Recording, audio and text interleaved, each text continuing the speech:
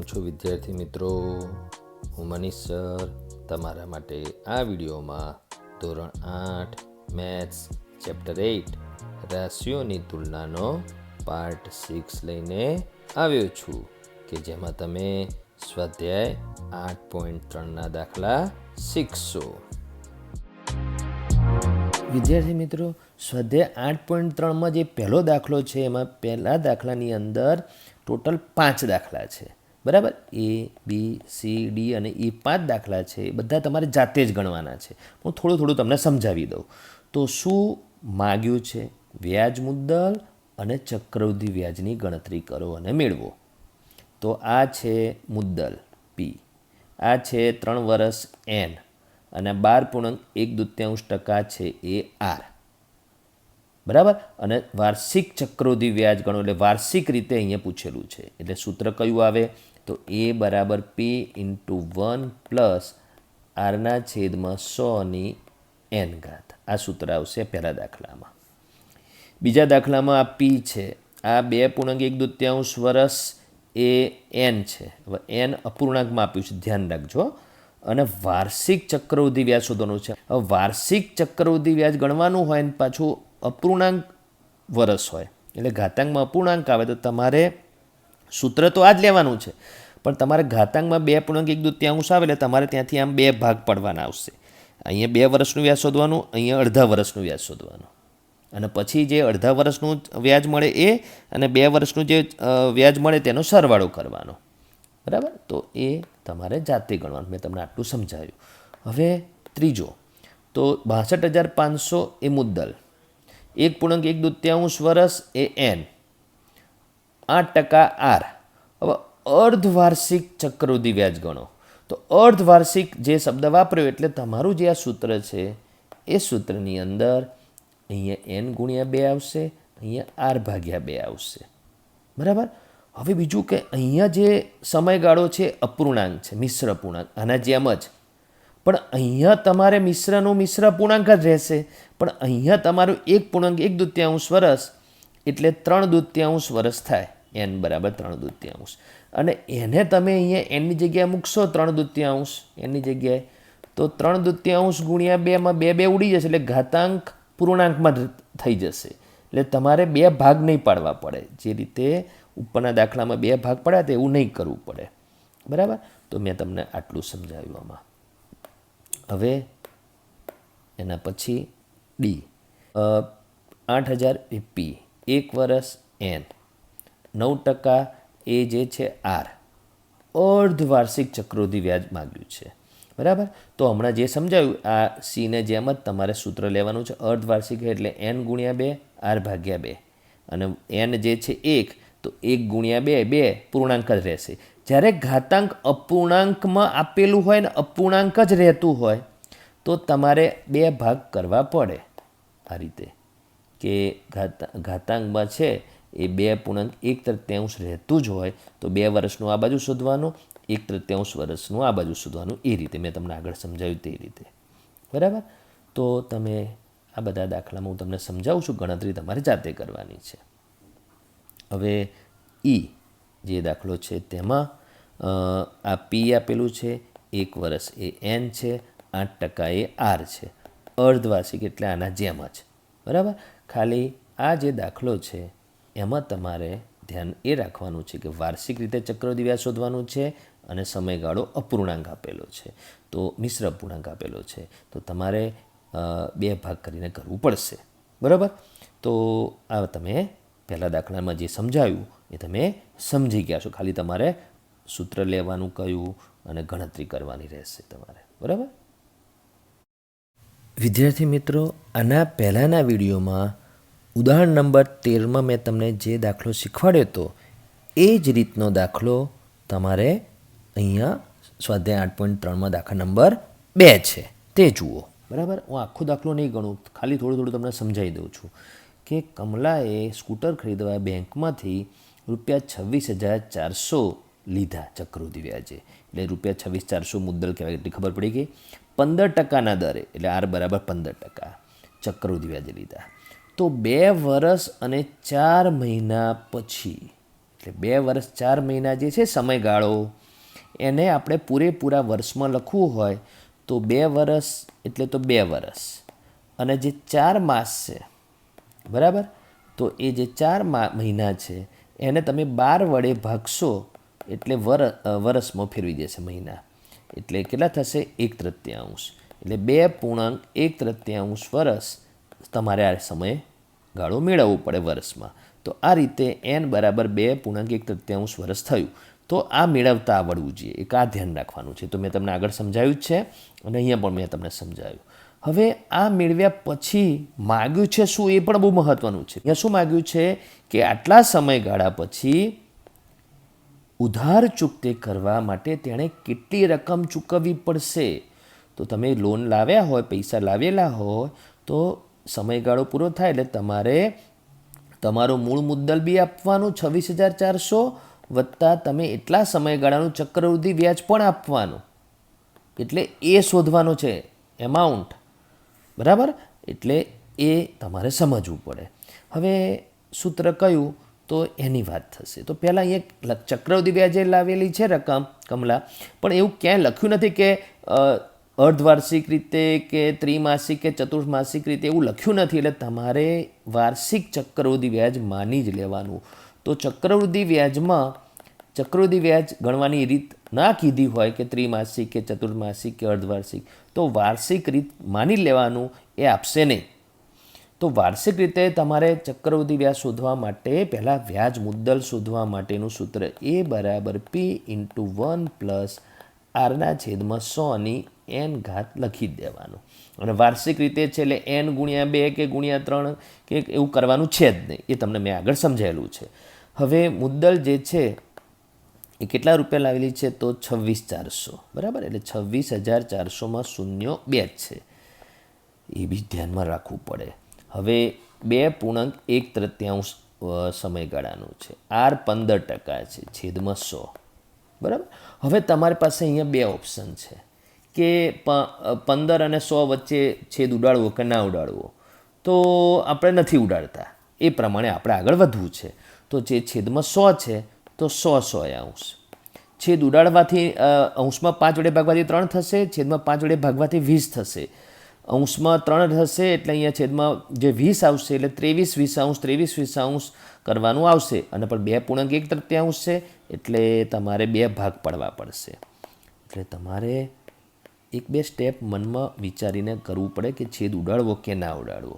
2.1/3 છેદમાં 100 અને અંશમાં 100 + 15 એટલે 115. હવે તમારે અહીંથી તમારે આ ટોટલ સમયગાળો છે એ ટોટલ સમયગાળાના 2 ભાગ કરવા પડશે. તો એ 2 ભાગમાં અહીંયા 2 વર્ષનું આપણે વ્યાજ મુદ્દલ શોધીશું, એટલે મતલબ 2 વર્ષનું ચક્રવૃદ્ધિ વ્યાજ શોધવાની ગણતરી કરીશું, અને 1/3 વર્ષ માટેનું આપણે આ બાજુ ગણતરી કરીશું. તો 2 વર્ષ માટેનું કરીશું તો આ જે છે સૂત્ર એનું એ જ લખવાનું, A બરાબર 26,400 ગુણ્યા 115/100 2 વર્ષનું ચક્રવૃદ્ધિ વ્યાજ મુદ્દલ. આ એ વ્યાજ મુદ્દલ આપણે શોધી રહ્યા છે, બરાબર. તો આપણે આ જે છે 26,400 ગુણ્યા 115/100 2 વખત લખવાનું, કેમ કે 2 ઘાતાંક છે.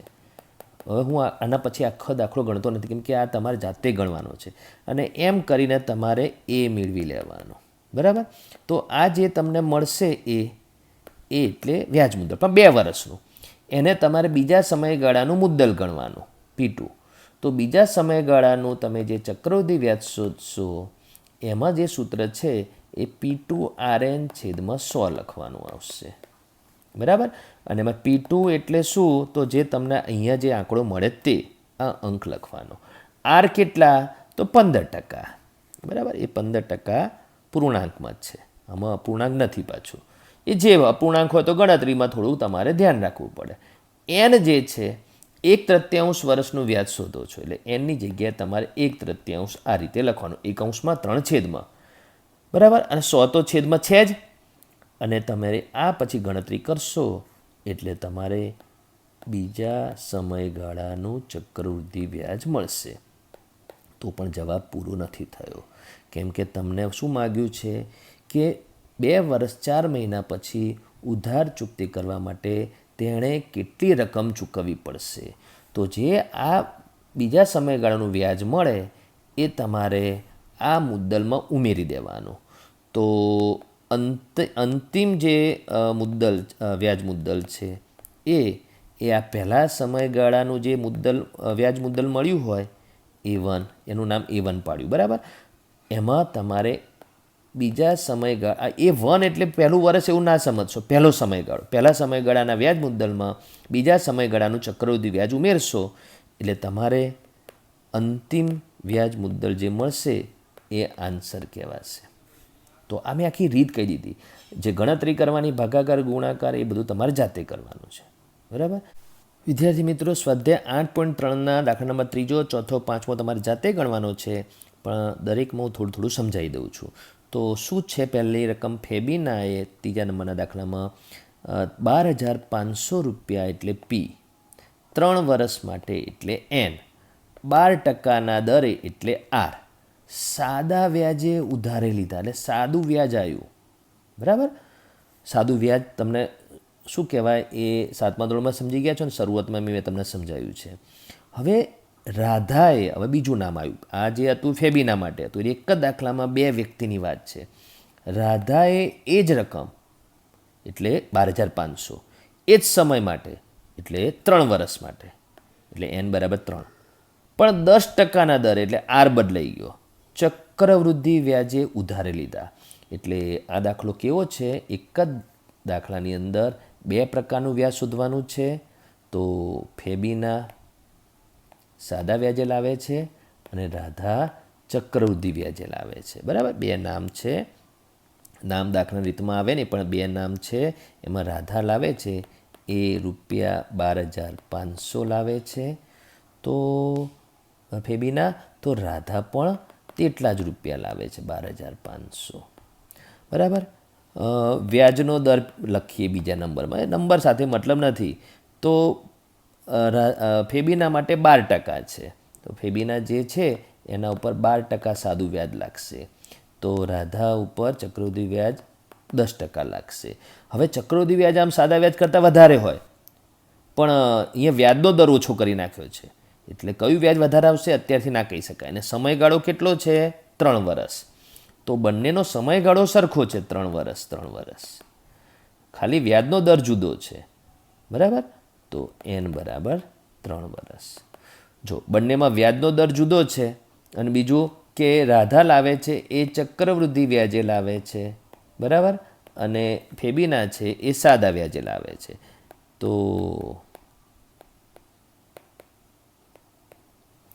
તો આ જે છે મેં તમને સમજાવી દીધું કે કોણ વધારે વ્યાજ ચૂકવશે. તો તમારે ફેબીનાનું સાદું વ્યાજ ચૂકવવાનું આવતું, અને રાધાનું ચક્રવૃદ્ધિ વ્યાજ શોધવાનું જે ચૂકવવાનું આવતું હોય તે, અને પછી કોનું વધારે આવે છે તે જોવાનું. તો આ પહેલા પ્રશ્નનો જવાબ આવશે કે કોણ વધારે વ્યાજ ચૂકવશે, બરાબર. અને કેટલું વધારે ચૂકવશે એ બંનેના વ્યાજની બાદબાકી કરવાની. અત્યારે હું તમને સૂત્ર કયામાં કયું લેવાનું એ કહી દઉં, બાકી દાખલામાં ગણતરી તમારે જાતે જ કરવાની છે, બરાબર. તો સાદા વ્યાજનું સૂત્ર છે સિમ્પલ ઇન્ટરેસ્ટ I બરાબર PRN/100, બરાબર. અને એમાં Pની જગ્યાએ 12,500, Rની જગ્યાએ 12%, Rની જગ્યાએ 3 કરીને તમે જે જવાબ મેળવશો એ સાદું વ્યાજ મળી જ જશે ગણતરી કર્યા પછી, બરાબર. હવે ચક્રવૃદ્ધિ વ્યાજની 3 રીતો છે, એમાંથી આપણે ત્રીજી રીત કરીશું, કેમ કે દરેક વર્ષનું ચક્રવૃદ્ધિ વ્યાજ અહીંયા મહત્ત્વનું નથી, 3 વર્ષનું ચક્રવૃદ્ધિ વ્યાજ મહત્ત્વનું છે. એટલે આપણે A બરાબર P × 1 + R/100 લખીશું. કેમ કે અહીંયા એવું કીધું નથી કે ચક્રવૃદ્ધિ વ્યાજ અર્ધવાર્ષિક રીતે છે કે ત્રિમાસિક કે ચતુર્માસિક, એટલે વાર્ષિક રીતે, બરાબર. તમારે Pની જગ્યાએ 12,500, Rની જગ્યાએ 10, Nની જગ્યાએ 3 કરશો તો ચલો ફટાફટ હું કરી દઉં, 12,500, બરાબર. Nની જગ્યાએ 3, Rની જગ્યાએ, અહીંયા શું Rની જગ્યાએ 10 છે ને, એ અંક એવો છે કે શૂન્ય શૂન્ય ઉડી જશે એટલે 10 એટલે અંક સહેલો આવે છે એટલા માટે હું થોડું કરી બતાવું છું તમને 12,500 ગુણ્યા 11 અને ઘાતાંક 3 બરાબર 10 વત્તા 1 એટલે 11 થયા અને ઘાતાંકમાં 3. હવે આના પછી આખી રીત તો હું કરતો જ નથી 12,500 11 વખત લખવાનું એમાંથી 2 શૂન્ય ઉડી જશે તો 11 ગુણ્યા 11 ગુણ્યા 11 એટલે 11નો ઘન એટલે 1331 તો 11નો ઘન કેટલો આવ્યો 1331 તમને ઘનમૂળ મેં શીખવાડ્યું હતું ગુણ્યા 125 કરવાના અને જે જવાબ આવે એમાં એક દશાંશ સ્થળ કાપવાનું પણ આ જે જવાબ મળશે એ વ્યાજ મુદ્દલ મળશે વ્યાજ મુદ્દલ દશાંશમાં મળશે એ નક્કી કેમ કે છેદમાં 10 છે બરાબર. હવે શું તો આ જે છે એ સિમ્પલ ઇન્ટરેસ્ટ છે તો આ થોડું કમ્પાઉન્ડ ઇન્ટરેસ્ટ છે. કમ્પાઉન્ડ ઇન્ટરેસ્ટ એટલે ચક્રવૃદ્ધિ વ્યાજ તો હજુ આપણે શોધવાનું બાકી રહ્યું રાધા માટેનું. તો કમ્પાઉન્ડ ઇન્ટરેસ્ટનું સૂત્ર છે કે ચક્રવૃદ્ધિ વ્યાજ બરાબર A ઓછા P કરીને તમારે ચક્રવૃદ્ધિ વ્યાજ શોધવાનું અને જે આ ચક્રવૃદ્ધિ વ્યાજ મળે એને અને આ સાદા વ્યાજને ધ્યાનમાં લઈને પહેલા પ્રશ્નનો જવાબ આપવાનો કે કોને વધારે વ્યાજ ચૂકવવું પડશે અને પછી એ જે જવાબ આવે એ મતલબ કે તમે જવાબ લખી નાખો પછી તમારે વ્યાજનો તફાવત લખવો પડશે બંનેના વ્યાજનો તફાવત કે કોણે વધારે વ્યાજ ચૂકવવું પડે તો કયું વ્યાજ વધારે છે એમાંથી જે વ્યાજ ઓછું હોય એ બાદ કરવાનું તો એ બીજા પ્રશ્નનો જવાબ કે કેટલું વધારે વ્યાજ ચૂકવવું પડશે. તો આખી રીત કહી દીધી ખાલી ગણતરી કરવાની જ બાકી રાખી છે બરાબર. તો આ દાખલો તમે સમજ્યા હશો. વિદ્યાર્થી મિત્રો હવે જે ચોથો દાખલો બી ત્રીજા દાખલા જેવો જ છે પણ થોડું સમજાવી દઉં છું કે મેં જમશેદ પાસેથી ₹12,000 એટલે મુદ્દલ સાદા વ્યાજે 6% દરે લીધા આર અને સાદું વ્યાજ શબ્દ ધ્યાન રાખવાનો 2 વર્ષ માટે એટલે એન. કોણે લીધા? મેં. કોની પાસેથી? જમશેદ પાસેથી બરાબર. એટલે સાદા વ્યાજની ગણતરી કરવાની ઉધાર લીધા એટલે વ્યાજે લીધા. જો મેં જ આ જ રકમ એટલે 12,000 જ પણ 6% દરે એટલે હા 6% જ છે બંનેમાં કોઈ ફરક નહીં 6% દરે એટલે તેટલા જ ટકાના દરે પ્રતિ વર્ષના ચક્રવૃદ્ધિ વ્યાજે લીધી હોત બરાબર તો એટલા સમયગાળા માટે તો કેટલી વધારે રકમ ચૂકવવી પડત. એટલે બંને સિચ્યુએશનમાં મુદ્દલ વ્યાજનો દર અને મુદ્દત સરખી જ છે ખાલી એક વખત સાદું વ્યાજ શોધવાનું બીજી વખત ચક્રવૃદ્ધિ વ્યાજ શોધવાનું. તો ચક્રવૃદ્ધિ વ્યાજ અહીંયા વધારે જ આવશે એટલે જો મેં ચક્રવૃદ્ધિ વ્યાજે લીધી હોત એ રકમ જમશેદ પાસેથી તો મારે વધારે રકમ ચૂકવવી જ પડે એ તો નક્કી જ છે કેમ કે મુદ્દલ સરખું છે વ્યાજનો દર સરખો છે અને મુદત પણ 2 વર્ષ સમયગાળો સરખો છે એટલા માટે. પણ કેટલી વધારે રકમ ચૂકવવી પડે તો તમારે સાદા વ્યાજ અને ચક્રવૃદ્ધિ વ્યાજનો તફાવત શોધવો પડે બરાબર. તો મેં હમણાં તમને જે આ બીજો દાખલો સમજાયો એના જેમ જ કરવાનું છે પણ અહીંયા 100% નક્કી છે ચક્રવૃદ્ધિ વ્યાજ જ વધારે છે બરાબર કેમ કે 3 અંક સરખા છે એટલા માટે બરાબર. વિદ્યાર્થી મિત્રો આ જે 5મો દાખલો છે એમાં વાસુદેવન ₹60,000 એટલે મુદ્દલ 12%ના દરે એટલે વ્યાજનો દર આર દરે પ્રતિ વર્ષ એટલે વ્યાજનો દર પ્રતિ વર્ષનો જ હોય પણ મહત્ત્વનું એ છે કે વ્યાજની ગણતરી ચક્રવૃદ્ધિ વ્યાજવાળું છે અર્ધવાર્ષિક ચક્રવૃદ્ધિ વ્યાજે રોકે છે બરાબર. તો તેને પછી 2 પ્રશ્નો પૂછેલા છે એટલે દાખલો એક જ છે પણ એમાં 2 અલગ અલગ પ્રશ્નો છે. એક દાખલામાં આપણે 2 દાખલા માની શકાય કે 6 મહિના પછી તેને કેટલી રકમ મળશે અને 1 વર્ષ પછી કેટલી રકમ મળશે એટલે 6 મહિના સુધી રોકીને પાછા લઈ લે તો કેટલા મળે અને એ જ રકમને પછી આગળ લંબાવે 1 વર્ષ પછી મેળવે તો કેટલા મળે. અર્ધવાર્ષિક રીતે છે તો તમારે 6 મહિના માટે તો સાદું વ્યાજ જ ગણાય કેમ કે અર્ધવાર્ષિક રીતે હોય એટલે દર 6 મહિને વ્યાજ ગણવાનું હોય એટલે 6 મહિનાનું વ્યાજ એક જ વખત ગણવાનું આવે. જેમાં વ્યાજ એક કરતાં વધારે વખત ગણવાનું આવે અને એમાં પણ વ્યાજનું વ્યાજ ગણાતું હોય તો ચક્રવૃદ્ધિ વ્યાજ શોધવું પડે. તો અહીંયા તમારે આ પહેલા સમયગાળાનું વ્યાજ સિમ્પલ ઇન્ટરેસ્ટ SI બરાબર PRN/100 કરીને તમે મેળવી લો. તો પણ એટલું ધ્યાન રાખવાનું કે 6 મહિના એટલે એની જગ્યાએ 1/2 લખવું પડશે. તો 60,000 ગુણ્યા R છે 12%/100 અને 6 મહિના એટલે 6/12 એટલે કે 1/2 લખવાનું આવશે. લો આ દાખલો તો અત્યારે મૌખિક બી થઈ જશે. તો 600 ગુણ્યા 6 એટલે 3600 રૂપિયા એ વ્યાજ થયું. તો 6 મહિના પછી તો તેને 6 મહિના પછી કેટલી રકમ મળશે? તો રોકેલી રકમ એટલે વ્યાજની રકમ 3600 મળશે અને પોતે રોકેલી રકમ બી પાછી લઈ લે તો 60,000 રોકેલી અને 3600 રૂપિયા વ્યાજના, તો 63,600 મળશે જો 6 મહિના પછી પાછા લઈ લે તો. બરાબર. પણ જો 1 વર્ષ, બીજો પ્રશ્નની વાત કરીએ કે 1 વર્ષ પછી પાછા લે તો કેટલા મળે? તો એના માટે અર્ધવાર્ષિક રીતે ચક્રવૃદ્ધિ વ્યાજ શોધવાનું સૂત્ર કેવું આવશે? એ બરાબર પી ઇન્ટુ 1+r/100n. પણ હવે અર્ધવાર્ષિક રીતે છે એટલે ગુણ્યા 2 r/2 કરવાનું આવશે. તો તમારે પહેલાં એ મેળવવાનું અને જે એ મળશે એ જ જવાબ છે, કેમ કે એમાં વ્યાજ બી આવી જ જશે અને વ્યાજ અલગથી શોધવાનું પૂછ્યું હોય તો ચક્રવૃદ્ધિ વ્યાજ બરાબર એ ઓછા પી કરવાનું આવે. બરાબર. તો આ 5મો દાખલો બી મેં તમને સમજાવી દીધો. બરાબર. ખાલી ગણતરી કરવાની બાકી રાખી છે બીજા પ્રશ્નમાં, એ તમે જાતે કરજો. વિદ્યાર્થી મિત્રો, સ્વાધ્યાય 8.3નો જે 6ઠ્ઠો દાખલો છે એમાં શું છે રકમ? તો આરીફે બેંકમાંથી 80,000 રૂપિયાની લોન લીધી. બરાબર. એટલે મુદ્દલ ખબર પડી ગઈ, પી 80,000. વ્યાજનો દર 10% એટલે આર બરાબર 10%. અને 1.5 વર્ષ પછી ચૂકવવાની છે એ લોન. તો એ રકમનો તફાવત નીચે મુજબ શોધો. રકમનો તફાવત એટલે શું? જો વાર્ષિક ચક્રવૃદ્ધિ વ્યાજ ગણાતું હોય તો કેટલી રકમ આપવી પડશે, અને જો અર્ધવાર્ષિક રીતે ચક્રવૃદ્ધિ વ્યાજ ગણાતું હોય તો કેટલી રકમ આપવી પડશે, એ બંનેનો તફાવત શોધો. તો રકમને બરાબર સમજો આ રીતે કે વ્યક્તિ તો એક જ છે પણ સિચ્યુએશન બે છે. એ વ્યક્તિની બે સિચ્યુએશન કઈ છે કે લોન લે છે, કેટલા છે? 80,000. બરાબર. એટલે આ બાજુ પી 80,000, આ બીજી સિચ્યુએશનમાં પણ પી 80,000. બે વખત નથી લોન લેતો પણ સિચ્યુએશન બે છે. બંનેમાં આર 10% તો સમાન જ છે. આર બરાબર 10%, આર બરાબર 10%, એ સમાન છે. એન બરાબર 1.5 વર્ષ, એન બરાબર 1.5 વર્ષ, એ પણ બંનેમાં સમાન છે.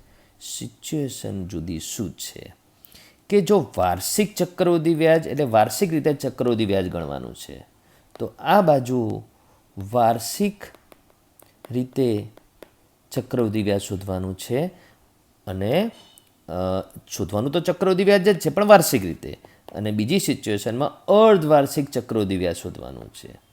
તો અર્ધવાર્ષિક રીતે ચક્રવૃદ્ધિ વ્યાજ શોધવાનું છે. એટલે બંનેમાં સૂત્રનો ફરક આવશે. તો સૂત્રનો ફરક શું આવશે તે જુઓ. તો વાર્ષિક રીતે જ્યારે ચક્રવૃદ્ધિ વ્યાજ શોધવાનું હોય તો પહેલાં વ્યાજ મુદ્દલ શોધવું પડે. એ બરાબર પી ઇન્ટુ 1+r/100n. અને અહીંયા કોઈ ગુણવાનું કે ભાગવાનું નથી. અને અહીંયા સૂત્ર આવશે એ બરાબર પી ઇન્ટુ 1+r/100n માં અર્ધવાર્ષિક રીતે છે એટલે r/2 n × 2 કરવાનું આવશે. બરાબર. તો તમને તો આ ટાઈપના દાખલા આગળ કરાયેલા છે, પણ અહીંયા પાછું શું છે કે જે n છે એ મિશ્ર પૂર્ણાંક છે. બરાબર. અને વાર્ષિક રીતેમાં તમારે 1.1/2 જે ઘાતાંકમાં રહેશે એમાં કોઈ ફરક નહીં પડે. ઘાતાંક મિશ્રમ અને મિશ્રમ જ રહેશે. કે પી 80,000 લીધા પછી અહીંયા એનની જગ્યાએ 1.1/2 અપૂર્ણાંકનું પૂર્ણાંક નહીં થાય. એટલે તમારે અહીંયા આગળ 2 ભાગ પાડવા પડશે. 1 વર્ષનું વ્યાજ શોધવું પડશે, પછી અડધા વર્ષનું વ્યાજ શોધવું પડશે, અને પછી એ બંનેના વ્યાજનો સરવાળો કરવો પડશે. ત્યારે તમારે કમ્પાઉન્ડ ઇન્ટરેસ્ટ 1.5 વર્ષનું મળશે. એ બધું મેળવવું પડશે તમારે જાતે. મેં તમને આગળ રીત સમજાયેલી છે. હવે અહીંયા શું છે કે આ જગ્યાએ r/2 n × 2માં તમારે પીની જગ્યાએ 80,000 લખશો, પછી ઘાતાંકમાં તમે n 1.5 વર્ષ જ છે. હવે જે અહીંયા અર્ધવાર્ષિક રીતે છે ×2 છે એટલે 1.5 એટલે 3/2 વર્ષ કહેવાય. એટલે તમે જ્યારે ઘાતાંકમાં અહીંયા 3/2 લખશો, અહીંયા ગુણ્યા 2માં 2 2 ઉડી જશે, એટલે તમારે અહીંયા ઘાતાંક પૂર્ણાંકમાં આવશે.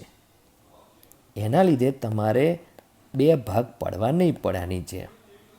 આની જેમ આવા 2 ભાગ નહીં પાડવા પડે ની જેમ. અને તમારે પહેલાં એ મળશે, વ્યાજ મુદ્દલ મળશે, અને વ્યાજ મુદ્દલમાંથી મુદ્દલ બાદ કરશો ત્યારે કમ્પાઉન્ડ ઇન્ટરેસ્ટ એ ઓછા પી કરીને જે તમે મેળવશો એ તમારે મેળવવાનું.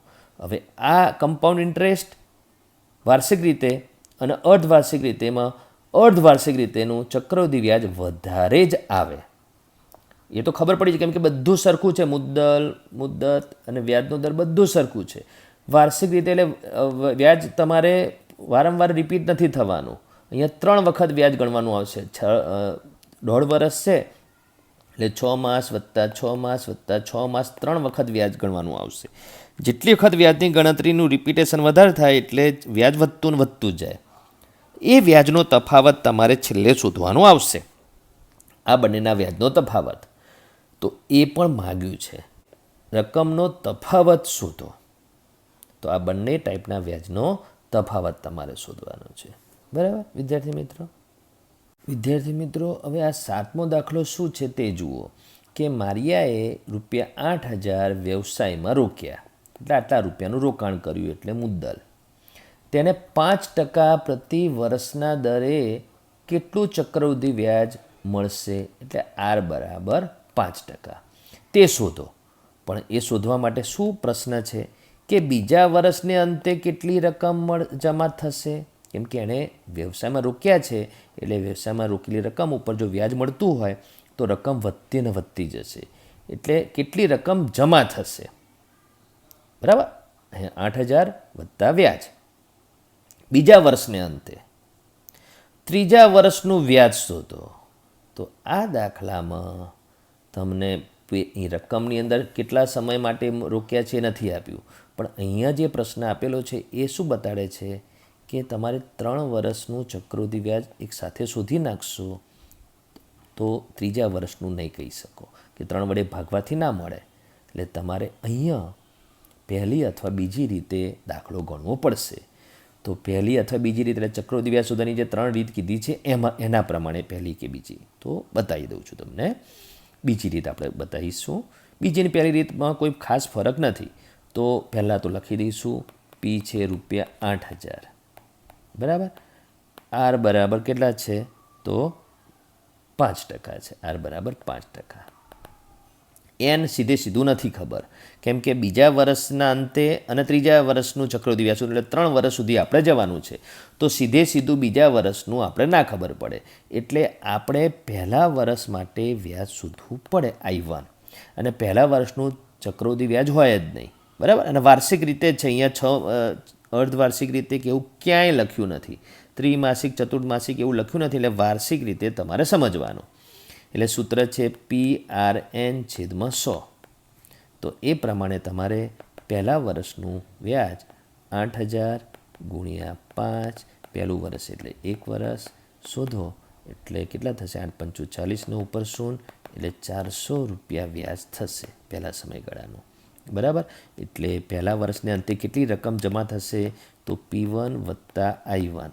તો આ પહેલા સમયગાળાનું એટલે P1, બરાબર. તો 1 વર્ષ પૂરું થશે એટલે 8,000 વત્તા 400 એટલે ₹8,400 જમા હશે. તો મારી આ રકમ વ્યવસાયમાં રોક્યા 8,000. 1 વર્ષ પૂરું થયા પછી પૂછે કે મારા નામે કેટલા રકમ જમા થયા, તો કે 8,000 હતા એ અને 400 વ્યાજ એટલે 8,400.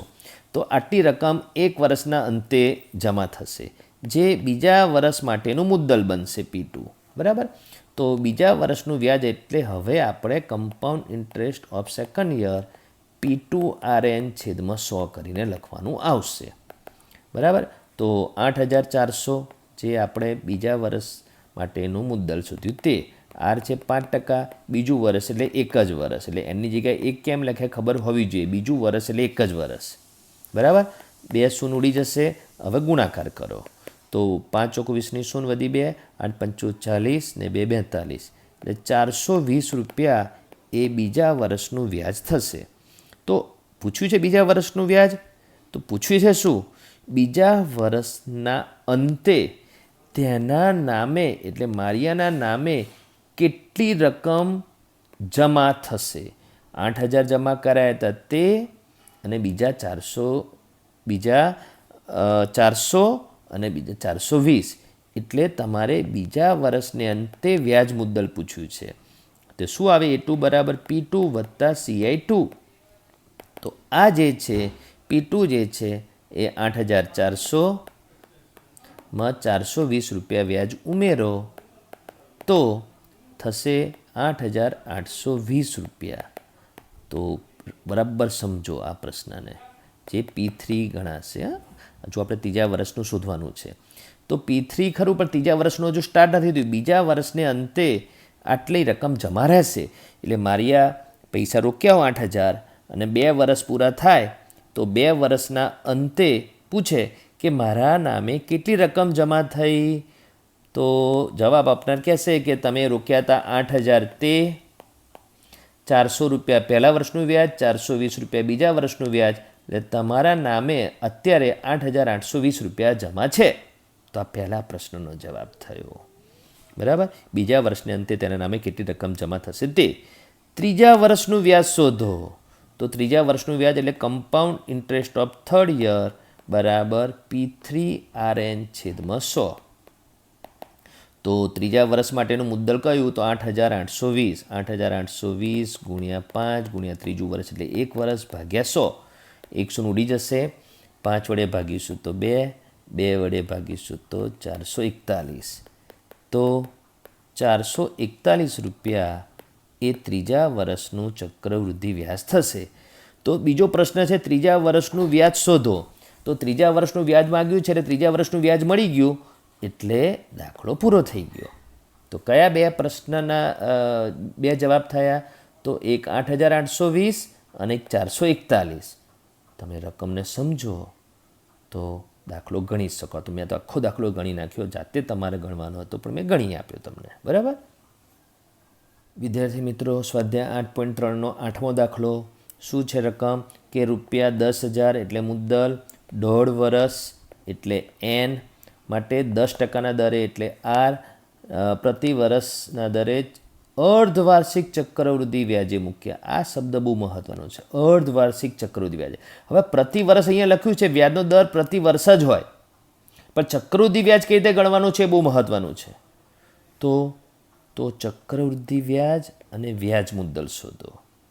અને શું આ વ્યાજ તેના વાર્ષિક ચક્રવૃદ્ધિ વ્યાજ કરતાં વધુ હશે? લાંબો દાખલો છે, કેમ કે અહીંયા પણ તમારે બે સિચ્યુએશન પ્રમાણેની વાત કરી છે. બે સિચ્યુએશનનો મતલબ શું? તો બે સિચ્યુએશનનો મતલબ એ થશે કે તમારે વાર્ષિક રીતે અને અર્ધવાર્ષિક રીતે દાખલો ગણવાનો છે. તો પહેલાં માની લો કે આપણે અર્ધવાર્ષિક રીતે આ બાજુ ગણીએ. હું ગણીશ ને, ખાલી થોડું સમજાવી દઉં છું. અને વાર્ષિક રીતે તમારે આ બાજુ ગણવાનો. બરાબર. એટલે તમે નોટની અંદર ગણો ત્યારે આવા બે ભાગ પાડવા જરૂરી નથી, પણ હું તમને અહીંયા સમજાવું છું. તો અર્ધવાર્ષિક રીતે પહેલાં કીધું છે, તો એમાં P, R અને N જોઈ લો.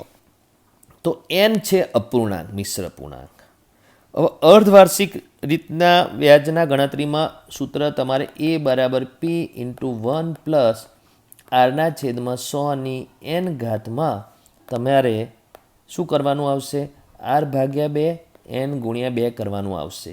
તો N ગુણ્યા 2 કરશો એટલે 1.5 વર્ષ એટલે 3/2 ગુણ્યા 2 કરશો એટલે 2 ઉડી જશે.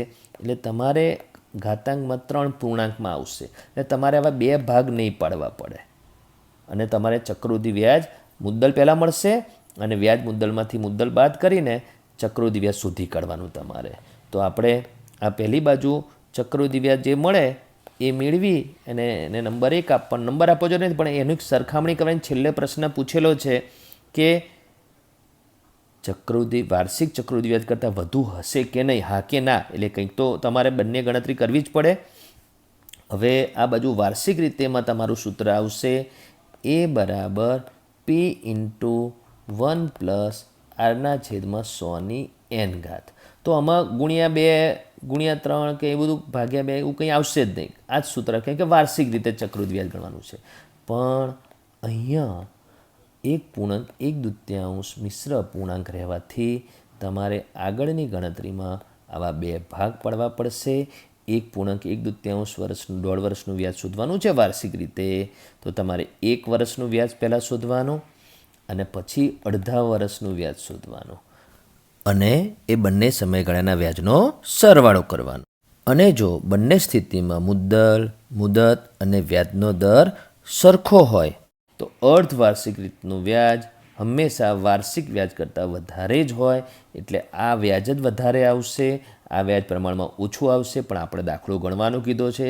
જો ગણવાનો ના કીધો હોય તો મૌખિક રીતે જ આપણે કહી શકત કે શું આ વ્યાજ તેના વાર્ષિક ચક્રવૃદ્ધિ વ્યાજ કરતાં વધુ હશે, તો આ હશે જ, પણ કેટલું વધુ હશે તો તે તમારે બંનેની પછી ચક્રવૃદ્ધિ વ્યાજની ગણતરી કર્યા હોય એમાંથી બાદબાકી કરવાની, મેળવવાનું. બરાબર? તો આ 8મો દાખલો મેં તમને સમજાવી દીધો, રીત સમજાવી દીધી. દાખલો ગણવાનો તમારે બાકી. વિદ્યાર્થી મિત્રો, સ્વાધ્યાય 8.3નો જે આ દાખલો છે, આ દાખલો એ ગણતરીમાં બહુ ટફ પડે એવું છે, એટલે ગણતરી બહુ લાંબી થાય એવી છે. બાકી દાખલો લાંબો નથી, પણ ગણતરીમાં તમારો સમય વધારે જશે. તો એવું શું છે? તો જો રામ ₹4096 એટલે મુદ્દલ, મુદ્દલ જે અંકમાં આપેલો છે એમાં છેલ્લે શૂન્ય નથી. 12% દરે એટલે R બરાબર 12%, 18 મહિનાના અંત વ્યાજે આપશે, તો તેને 18 મહિનાના અંતે કુલ કેટલી રકમ મળશે? બરાબર? તો અર્ધવાર્ષિક ચક્રવૃદ્ધિ વ્યાજ ગણવાનું કીધું છે. 18 મહિના એટલે 1.5 વર્ષ કહેવાય. બરાબર? તો આ જે છે 1.5 વર્ષ સમયગાળો છે અને અર્ધવાર્ષિક છે એટલે ઘાતાંક પૂર્ણાંક થઈ જાય, કેમ કે 1.5 વર્ષ એટલે 3/2 વર્ષ અને ગુણ્યા 2 કરવાના 2 ઉડી જશે. પણ અહીંયા ગણતરી કઈ રીતે લાંબી થશે તે થોડુંક બતાવી દઉં. તો સૂત્ર લખવાનું આવશે A બરાબર P × 1 + R/2/100 અને અહીંયા N ગુણ્યા 2, કેમ કે અર્ધવાર્ષિક રીતે કીધું છે. P છે 4096 બરાબર, N ગુણ્યા 2 એટલે 3/2 ગુણ્યા 2 ઉડી જશે. R છે કેટલા ટકા છે? 12% છે. હા, તો 12/2 એટલે સીધું 6 લખી દઉં, છેદમાં 100. હવે છેદ ઉડે છે 6 અને 100 વચ્ચે, પણ નથી ઉડાડતો. બરાબર? તમે કહેશો સાહેબ અહીંયા તો શૂન્ય છે નહીં, પણ આપણે જો 6 અને 100 વચ્ચે છેદ ઉડાડીશું તો અંશમાં 3 વધશે, છેદમાં 50 વધશે. તો 50 કરવાથી 50 + 3 53 કરવાનું આવશે, એટલે અઘરું થઈ જશે. હમણાં આગળ એક દાખલો સમજાયો એના જેમ. એટલે છેદમાં 100 વધતું હોય તો વધારે સારું. તો આટલું કર્યા પછી 4096 ગુણ્યા ઘાતાંકમાં 3 છેદમાં 100 અંશમાં 106. બરાબર? તો તમારે 4096 ગુણ્યા 106 100 3 વખત આવશે. તો હવે તમારે આ ગણતરી તમને અઘરી પડશે કેલ્ક્યુલેટર વગર કરશો તો. બરાબર? એટલે હું તમને કહું જ છું કે કેલ્ક્યુલેટર વગર જ ગણજો, અને છતાં ભૂલ ના થાય માટેની ટેકનિક કહી દઉં. ટેકનિક એટલે શરૂઆત કેવી રીતે કરવાની? તો 106 × 106 કરવાનો, જે જવાબ આવે એને પાછું 106 વડે ગુણવાનું, અને પછી જે જવાબ આવે એને 4096 સાથે ગુણવાનું. તમે 4096 ગુણ્યા 106 ગુણ્યા જે જવાબ આવે એને 106 ગુણ્યા, એટલે એમ બી કરી શકો, અને જે જવાબ આવે તે અંશમાં મૂકજો. બરાબર? અને પછી તમે એક આગળ 10 લાખ છેદમાં જવાબ આવ્યો તો, અને જવાબ શું મેળવ્યો તો એ જ રીતે તમારે દશાંશ ચિહ્ન પછી 6 અંકવાળો જવાબ આવશે. બરાબર? તો 4878.401536, મને તો આખો જવાબ યાદ છે. બરાબર? એ બરાબર 99%. હું અત્યારે વગર ગણતરી આ જવાબ લખું છું. તો જે બી છે અહીંયા 4878.401536 જે બી આવતું હોય, અત્યારે હું મૌખિક લખું છું, પણ આ રીતનો ધારો કે જવાબ આવ્યો, પણ તમારે આને 2 દશાંશ સુધીનું મેળવવાનું. તો 2 દશાંશ સુધી 40 છે. હવે એના પછીનો અંક 5 કરતાં નાનો છે, એટલે 4878.40 એ વ્યાજ મુદ્દલ મળ્યું. હવે વ્યાજ માગ્યું છે કે નહીં, તો તેને કેટલી રકમ મળશે 18 મહિનાના અંતે તો વ્યાજ મુદ્દલ જ મળે, એટલે મુદ્દલ અને વ્યાજ બંને મળે. તો આનો આન્સર આવે. જો મેં આ મૌખિક લખેલો જવાબ ગણતરીમાં મેં તો ગણતરી કરી નથી, પણ આટલી બધી વખત ગણતરી કર્યા પછી અમને આંકડા યાદ રહી જતા હોય છે, પણ તમારે આંકડા યાદ નથી રાખવાના, ગણતરી કરીને મેળવવાનું હોય છે. બરાબર, આ ગણતરી તમને અઘરી ના પડે તમારે જોવાનું છે. અને ચક્રવૃદ્ધિ વ્યાજના આ ભાગમાં ગુણાકારમાં અને ભાગાકારમાં જ ધ્યાન રાખવાનું છે. બાકી સૂત્ર મેં તમને સમજાવી દીધા કે આ સમયે કયું સૂત્ર લેવાનું, પછી ભાગાકાર ગુણાકાર કરતા આવડવું જોઈએ. દાખલો લાંબો થતો હોય તો થોડું તમારે ધ્યાન રાખવું પડે, વેઇટ કરવું પડે કે જે નાનો દાખલો હોય 2 મિનિટમાં પૂરો થતો હોય તો આ 10 મિનિટમાં પૂરું થાય, એટલો જ ફરક પડે. વિદ્યાર્થી મિત્રો, હવે આ જે દાખલા નંબર 9 છે એમાં તમે આ પ્રમાણેની રકમ આપેલી હોય 12% પ્રમાણેની, તો આપણે હમણાં જવાબ મેળવ્યો તે રીતનો જવાબ આવે. પણ તમારી ચોપડીની પાછળ તો આ જવાબ લખેલો છે. તો કેમ આ જવાબ લખેલો છે? કે ચોપડીમાં જૂની ચોપડી હોય તો 12% એ છાપકામની ભૂલ છે. બરાબર, તો નવી ચોપડીમાં 12.1/2% એટલે 12.5% લખેલા હશે. અને ન લખેલા હોય, જેના ચોપડીમાં 12% લખેલા હોય, તો એ વિદ્યાર્થી 12% પ્રમાણે દાખલો ગણે તો આપણે જે હમણાં જવાબ મેળવ્યો તે સાચો ગણવાનો. બરાબર, અને જો 12.5% પ્રમાણે દાખલો ગણશો તો આ જવાબ આવશે 4913 4913. હવે એ જવાબ કેવી રીતે આવે છે તે બતાડું છું. તો P 4096, N 1.5 વર્ષ, 18 માસ એટલે બરાબર, અને 12.5% પ્રમાણે હવે દાખલો ગણવાનો છે. તો દાખલો ગણવામાં શું ફરક પડશે? સહેલો થઈ જશે પહેલાં કરતાં. તો 4096 પીની જગ્યાએ બરાબર, ઘાતાંકમાં 1.5 વર્ષ એટલે 3/2 ગુણ્યા 2 2 ઉડી જશે, વત્તા બરાબર છેદમાં 100.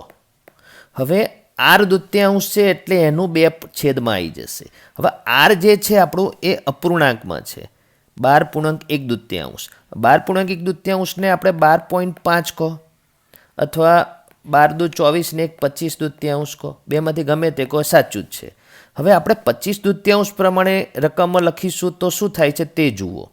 બરાબર, તો 25/2 આરની જગ્યાએ લખવું છે.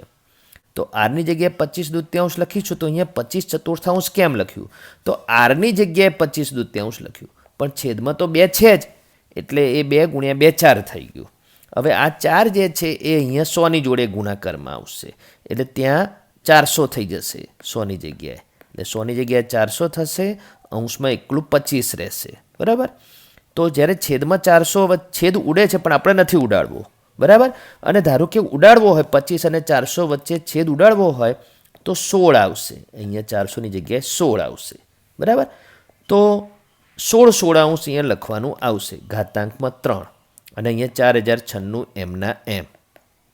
બરાબર, એટલે હવે એના પછીનું સ્ટેપ થશે 4096 ગુણ્યા કૌંસની અંદર છેદમાં 16, અને 16 વત્તા 1 એટલે 17, અને ઘાતાંક 3.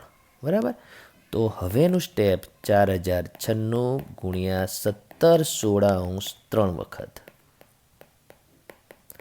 હવે મેં તમને ઘન અને ઘનમૂળનું ચેપ્ટર સમજાવ્યું ત્યારે કીધું હતું કે તમે 1 થી 20 સુધીના ઘન તૈયાર કરજો, એ અહીંયા તમને કામ લાગશે. તો 4096 એ શું છે ખબર હોવી જોઈએ. તો એ 16નો ઘન છે, 16 ગુણ્યા 16 ગુણ્યા 16 4096, અને 17 ગુણ્યા 17 ગુણ્યા 17 4913. 4096 4096 ઉડી ગયા અને 4913 વધ્યા, એ તમારો જવાબ. એટલે વ્યાજ મુદ્દલ, કેમ કે આ દાખલામાં વ્યાજ મુદ્દલ જ માગેલું છે. તો જો તમે 12.5% પ્રમાણે દાખલો ગણો છો તો તમારે જવાબ આવશે વ્યાજ મુદ્દલ 4913, જે તમારી ચોપડીમાં પાછળ જવાબ લખેલો છે. પણ જો રકમમાં ચોપડીમાં જેને 12% છાપેલું છે એ પ્રમાણે દાખલો ગણો તો તમારો જવાબ પોઈન્ટમાં દશાંશમાં આવશે ને ગુણાકાર બહુ અઘરો થઈ જશે. બરાબર, એટલે પરીક્ષામાં ગમે તે ટકા આપે, તમારે એ પ્રમાણે આગળ વધવું પડે. બરાબર, તો આ તમે સમજ્યા હશો. હવે જે તમે અહીંયા 25/2 લખ્યું એટલે 25/4 થયું, પણ એની જગ્યાએ તમે 12.5 લખો તો જે આર દૂત્યાંશનું 2 છેદમાં આવી જશે, તો છેદમાં પહેલેથી જ 200 લખી નાખો, અને આરની જગ્યાએ તમે 12.5% લખો એટલે 12.5. બરાબર, હવે ત્યાંનું ત્યાં સાદું રૂપ હું આપું છું, અને ઘાતાંકમાં 3, ત્યાંનું ત્યાં સાદું રૂપ પહેલાં તમે સમજી લો. 12.5નું દશાંશ ચિહ્ન કાઢી નાખીશું એટલે 125/1000, કે અહીંયાથી 10 છેદમાં જશે એટલા માટે 200 × 10 એટલે 2000 થશે. હવે 125 અને 2000 વચ્ચેનો ભાગાકાર છેદમાં 16 આવશે, અંશમાં કંઈ નહીં વધે એટલે 1, એટલે અંતે 16 કરવાનું આવશે, આના જેમ જ થશે 16 બરાબર. એટલે 4096 ગુણ્યા છેદમાં 16 ઘાતાંક 3 અને 16 + 1 એટલે 17.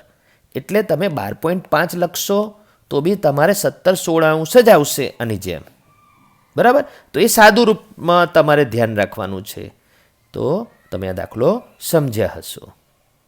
વિદ્યાર્થી મિત્રો, હવે આપણે જે મુદ્દો છે એમાં લખ્યું છે ચક્રવૃદ્ધિ વ્યાજના સૂત્રની ઉપયોગિતા.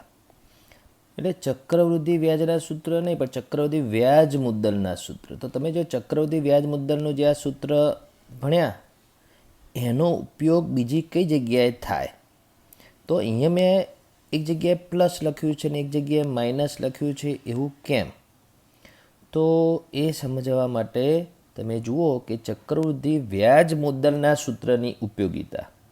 ચક્રવૃદ્ધિ વ્યાજના સૂત્રને નહીં, ચક્રવૃદ્ધિ વ્યાજનું સૂત્ર આપણે નથી લેતા, ચક્રવૃદ્ધિ વ્યાજ મુદ્દલનું જે સૂત્ર લઈએ છીએ એનો ઉપયોગ ક્યાં થાય છે? તો જનસંખ્યામાં વધારો કે ઘટાડો? તો પહેલાં વધારો સમજાવો. માની લો કે કોઈ વિસ્તારની જનસંખ્યા 8 લાખ હતી, બરાબર, એને પી ગણવાનો. અને પછી એવું કહેવામાં આવે કે 2 વર્ષ સુધી ત્યાં જનસંખ્યામાં 10% પ્રમાણે વધારો થયો. તો જે 10% પ્રમાણે વધારો થયો એ આર. કેટલા વર્ષ કીધા? 2 વર્ષ. તો n = 2 વર્ષ. અને જનસંખ્યામાં શું થયો? વધારો, એટલે પ્લસ. તો જે 10% પ્રમાણે વધારો થયો એ આરની જગ્યાએ લખવાનું, 2 વર્ષ હોય એની જગ્યાએ લખવાનું, અને જે શરૂઆતની જનસંખ્યા હતી એ પીની જગ્યાએ લખવાનું. તો 2 વર્ષ પછીની જનસંખ્યા કેટલી થશે? તો જે એ મળશે તે જવાબ. તો એ જ રીતે ધારો કે એમ હોય કે કોઈ વિસ્તારની જનસંખ્યા 8 લાખ હતી, બરાબર, પણ ત્યાં રોગચાળો ફાટી નીકળ્યો, એટલે છેલ્લા 2 વર્ષમાં, એટલે n = 2 વર્ષ, છેલ્લા 2 વર્ષમાં ત્યાં એ વિસ્તારની વસ્તી 10% લેખે ઘટી છે. તો r = 10%, n = 2 વર્ષ, અને જે શરૂઆતની વસ્તી હતી 8 લાખ એ પી. તો હવે 2 વર્ષ પછી વસ્તી કેટલી થઈ તો એ શોધવાનું.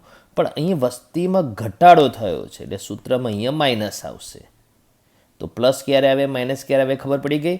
અને એ જનસંખ્યામાં વધારો કે ઘટાડો મેળવવા માટે, તો એ વસ્તીમાં વધારો કે ઘટાડો મેળવવા માટે, અથવા કોઈ બેક્ટેરિયાની વાત કરીએ કે બેક્ટેરિયાની સંખ્યા શરૂઆતમાં ધારો કે આટલી હતી, બરાબર, અને એ બેક્ટેરિયાની જે સંખ્યા છે એમાં દર સેકન્ડે વધારો થાય છે 10%ના દરે, બરાબર. તો r = 10%, અને દર સેકન્ડે 10% પ્રમાણે વધારો થાય છે.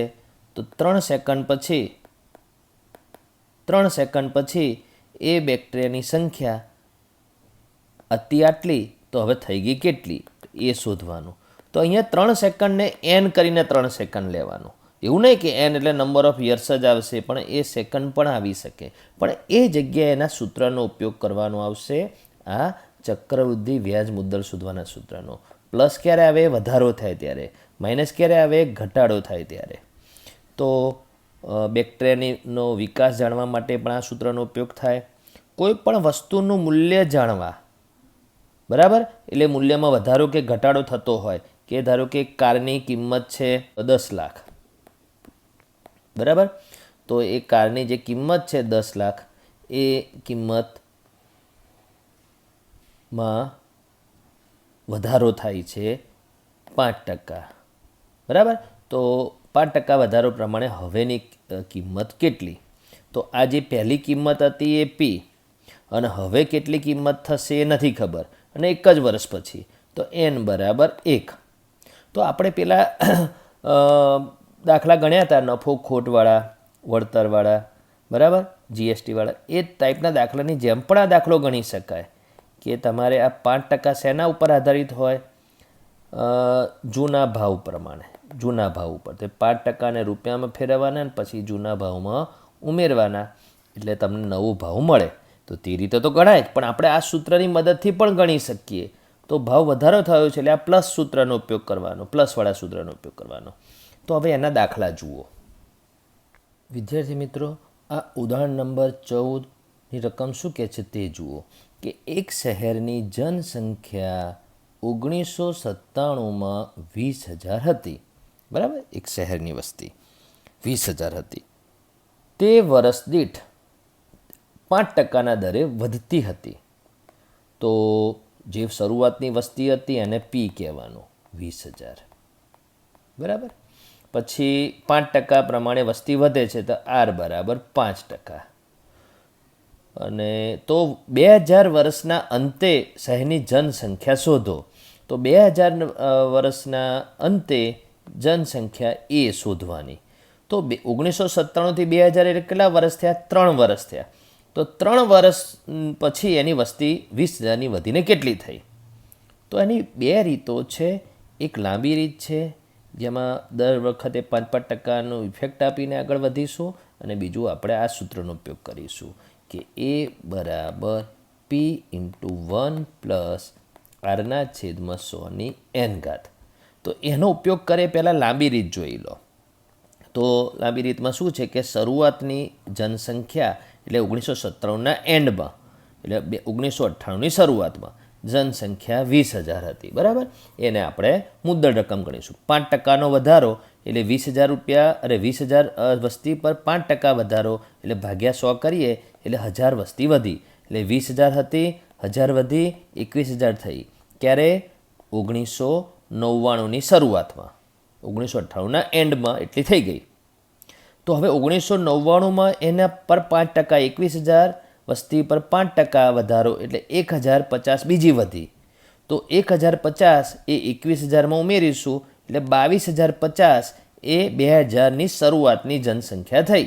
પણ આપણે તો 2000ના અંતની જનસંખ્યા પૂછી છે, તો હજુ 5%નો વધારો બતાડવો પડશે.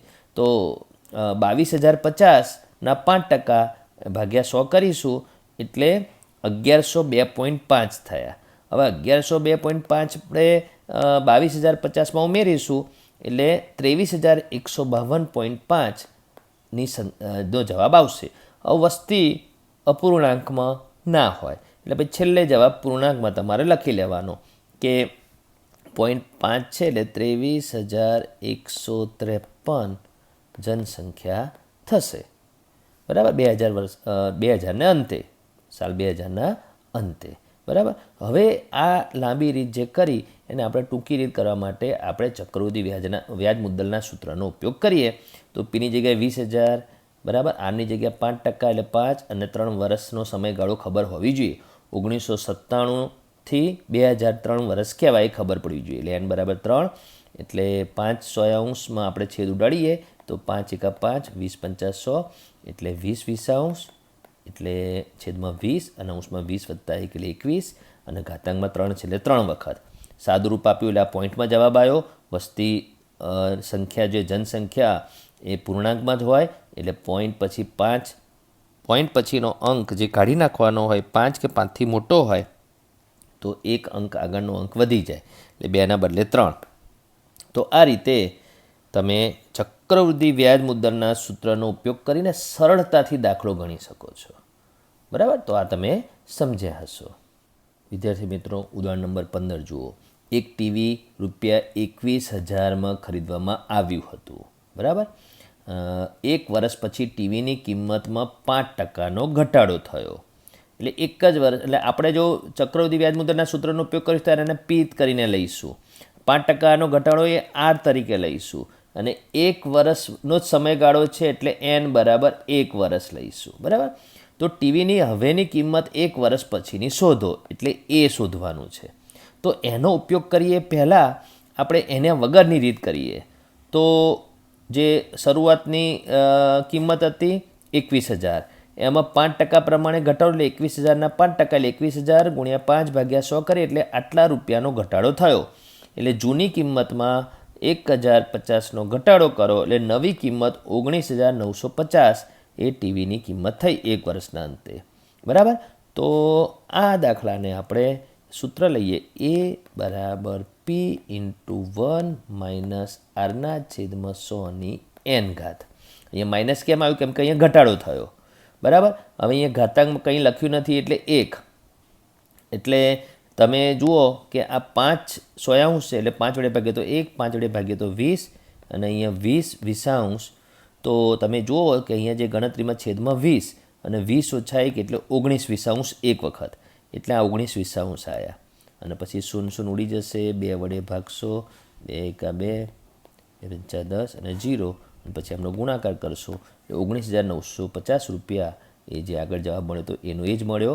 પણ આપણે અહીંયા ચક્રવૃદ્ધિ વ્યાજ મુદ્દલના સૂત્રનો ઉપયોગ કર્યો. હા, પણ અહીંયા માઇનસ આવ્યું છે. બરાબર. ત્યાં પ્લસ આવતું હોય છે, અહીંયા માઇનસ આવ્યું કેમ કે અહીંયા ભાવમાં ઘટાડો થયો છે. બરાબર. વિદ્યાર્થી મિત્રો, હવે આ ચેપ્ટરના આ છેલ્લા 2 દાખલાઓ સમજાવી દઉં છું એટલે ચેપ્ટર પૂરું થશે. બરાબર. આ સમજાવીશ ખરો. દાખલો તમારે જાતે પછી ગણતરી તમારે જાતે કરવાની છે. તો રકમ શું કહે છે કે ₹10,500ની યંત્ર સામગ્રીમાં એટલે આ પી 5%નો ઘટાડો થયો એટલે આર. તો 1 વર્ષ પછી તેની કિંમત શોધો. તો આપણે સીધા ચક્રવૃદ્ધિ વ્યાજ મુદ્દલ શોધવાના સૂત્રનો ઉપયોગ કરીએ. તો એ બરાબર પી ઇન્ટુ 1 માઇનસ આરના છેદમાં 100ની n ઘાત. બરાબર. માઇનસ કેમ કર્યું? કેમ કે ભાવમાં ઘટાડો થયો છે. બરાબર. આંકડા મૂકી દઈએ, ગણતરી તમારે જાતે કરવાની. તો યંત્ર સામગ્રીની કિંમત કેટલી હતી? તો 10,500 હતી. બરાબર. એ પીની જગ્યાએ મૂકવાનું. માઇનસ આરની જગ્યાએ 5 છેદમાં 100 અને ઘાતાંક 1. બરાબર. એટલે 5 વડે ભાગીએ તો 1, 5 વડે ભાગીએ તો 20 એટલે 20 વિસાંશ એટલે 19 વિસાંશ આવશે અહીંયા 10,500. બરાબર. અને પછી તમારે સાદુરૂપ આપો એટલે તમારે એ બરાબર જે મળશે એ ભાવ ઘટાડો થયા પછી એટલે યંત્ર સામગ્રીની કિંમતમાં ઘટાડો થયા પછીની કિંમત મળી જશે. બરાબર. હવે એના પછીનો દાખલો જુઓ કે એક શહેરની હાલની જનસંખ્યા 12 લાખ છે એટલે પી. તેમાં પ્રતિ વર્ષ 4%નો વધારો થાય છે તો આર બરાબર 4%. તો 2 વર્ષ પછી શહેરની જનસંખ્યા શોધો. તો 2 વર્ષ એ n બરાબર 2 વર્ષ. તો અહીંયા વધારો થાય છે એટલે સૂત્ર આવશે એ બરાબર પી ઇન્ટુ 1 પ્લસ આરના છેદમાં 100ની n ઘાત. બરાબર. તો 12 લાખ તમારે પીની જગ્યાએ લખવાના, પછી એનની જગ્યાએ 2 વર્ષ એટલે 2 લખવાનું અને 4% પ્રમાણે છે એટલે 4/4ના છેદમાં 100 લખવાનું અને વત્તા. હવે અહીંયા 12 લાખમાં 5 મીંડા છે એટલે હું છેદ નથી ઉડાડતો એટલે 100 સોયાંશ. બરાબર. એટલે 12 લાખ ગુણ્યા કૌંસમાં 104 સોયાંશ નો વર્ગ એટલે 104 સોયાંશ 2 વખત લખવાનું. 104 સોયાંશ ગુણ્યા 104 સોયાંશ અને અહીંયા 12 લાખ. 1 2 3 4 મીંડા. તો 1 2 3 4 મીંડા ઉડી ગયા. એટલે હવે જે સંખ્યા આવી 120, 104 અને 104નો ગુણાકાર કરશો તો એ મળશે 2 વર્ષ પછીની એ શહેરની જનસંખ્યા. બરાબર. તો આ દાખલાની રીત હવે તમને ખબર પડી ગઈ હશે. હવે આમાં રિવર્સ દાખલા પણ આવે છે. તો એવો દાખલો સ્વાધ્યાય 8.3માં છે, તે હવે હું તમને સમજાવું છું. વિદ્યાર્થી મિત્રો, સ્વાધ્યાય 8.3માં આ 10, 11 ને 12 3 દાખલા એવા છે જે ચક્રવૃદ્ધિ વ્યાજ મુદ્દલના સૂત્રનો ઉપયોગ કરીને ગણવાના છે. એ તમારે જાતે જ ગણવાના છે. એટલે દાખલા નંબર 12 હું તમને સમજાવતો જ નથી, થોડું દાખલા નંબર 11માં સમજાવી દઉં. ગણવાનું તમારે જાતે છે. દાખલા નંબર 11 કે રીતનો છે કે એક પ્રયોગશાળામાં એક પ્રયોગમાં બેક્ટેરિયાની સંખ્યા પ્રતિ કલાકે 2.5%ના દરે વધતી હતી. જો પહેલાં બેક્ટેરિયાની સંખ્યા 5,06,000 હોય, પહેલાં એટલે પહેલાંની જે સંખ્યા હોય પી કહેવાનું, તો 2 કલાક પછી બેક્ટેરિયાની સંખ્યા કેટલી થઈ હશે? તો આ જે 2.5% દરે જે સંખ્યા વધે છે પ્રતિ કલાકે વધે છે. તો 2 કલાકને n કહેવાનું, n બરાબર 2 કલાક. તો તમારે એ જે મળશે એ જવાબ. બરાબર. હવે 2.5% આરની જગ્યાએ મૂકવાથી શું સાદુરૂપ આવે એ તમારે જાતે કરવાનું છે. બરાબર. હવે જે 10મો દાખલો છે એ કઈ ટાઈપનો છે તો તે જુઓ. તો 2001 પછી 2003 અને પછી 2005. બરાબર. આ ટાઈપનો મેં શરૂઆતના 3 સમયગાળા લખી નાખ્યા. કેમ? કેમ કે 2001ની જનસંખ્યા શોધવાની કીધી છે અને 2005ની બી જનસંખ્યા શોધવાની કીધી છે અને 2003ની જનસંખ્યા આપી છે 54,000. તો જુઓ શું કીધું છે, એક સ્થળની જનસંખ્યા 2003માં 5% પ્રતિ વર્ષના દરે વધીને આટલી થઈ છે. તો 2003ની જનસંખ્યા કેટલી થઈ છે? 54,000. તો જે 54,000 છે એ અહીંયા 2003ની વસ્તી પડે અને પી કે એ હમણાં લખીશ નહીં. 5%ના દરે વધીને એ થયેલી છે એટલે 5% બરાબર વચ્ચોવચ 2001થી 2003માં વધીને આવેલી છે એટલે આર બરાબર 5% અને એન બરાબર 1 વર્ષ. કેમ?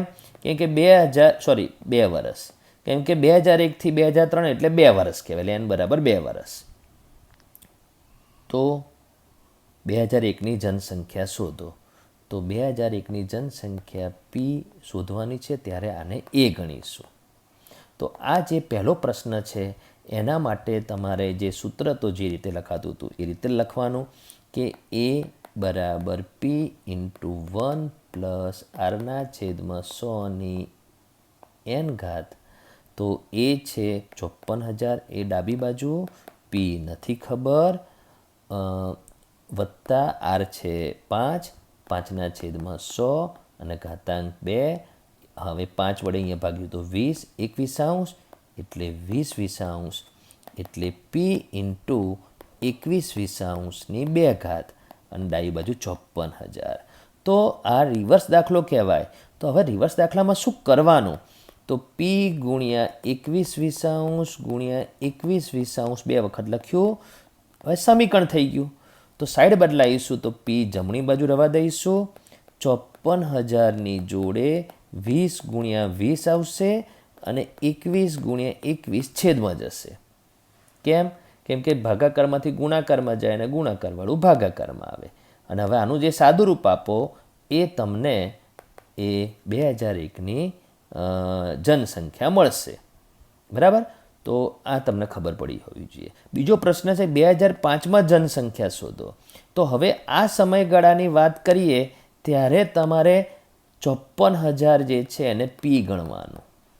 એટલે તમારે ત્યાં 54,000ને પી ગણવાનું, 2005ની જનસંખ્યા શોધવાની છે અને એ ગણવાનું. 5%ના દરે જ જનસંખ્યા વધી રહી છે એટલે આર બરાબર 5% ગણવાનું અને 2003થી 2005 એટલે 2 વર્ષ. તો તમારે જ્યારે આ બીજા પ્રશ્નનો જવાબ મેળવો ત્યારે સૂત્ર તો આ એ જે છે જ લખવાનું કે એ બરાબર પી ઇન્ટુ 1 પ્લસ આરના છેદમાં 100ની n ઘાત પ્લસ કેમ કે વસ્તી વધી રહી છે. બરાબર. હવે 54,000 અહીંયા પીની જગ્યાએ આવશે, આરની જગ્યાએ 5 છેદમાં 100 ઘાતાંકમાં 2 અહીંયા 21 એટલે 20 એટલે તમારે આના પછીનું સાદુરૂપ 54,000 ગુણ્યા 21 2 ઘાત એટલે 54,000 ગુણ્યા 21 ગુણ્યા 21 2 શૂન ઉડી જશે. 2 વડે ભાગીશું તો 270 અને 2 વડે ભાગીશું 2 એકા 2, 2 તરી 6, 135. એટલે તમારે 135 ગુણ્યા 21 441. આ બંનેનો ગુણાકાર કરો એટલો જવાબ એ તમારે 2005ની વસ્તી મળશે. બરાબર. અને 2001ની વસ્તી માટે તમારે આ ભાગાકાર કરતા આવડવું જોઈશે. દશાંશમાં મળે તો તમારે પોઈન્ટવાળો જે જવાબ મળે તો જનસંખ્યા અપૂર્ણાંકમાં ના આવે એટલે એને નજીકના અપૂર્ણાંકમાં ફેરવી દેવાનું. તો આ રીત સાથે, આ દાખલા સાથે તમારે મેં આ ચેપ્ટરના બધા જ રીતના દાખલા સમજાવી દીધા. બરાબર વિદ્યાર્થી મિત્રો.